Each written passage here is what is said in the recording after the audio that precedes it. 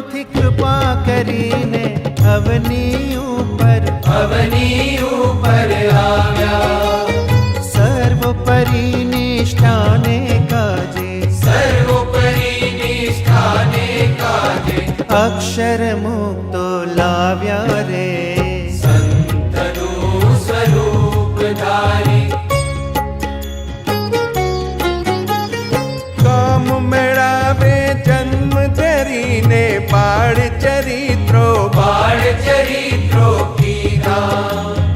માત પિતાને સુખ અર્પીને પંથ વૈરાગ્યના લીધા રે.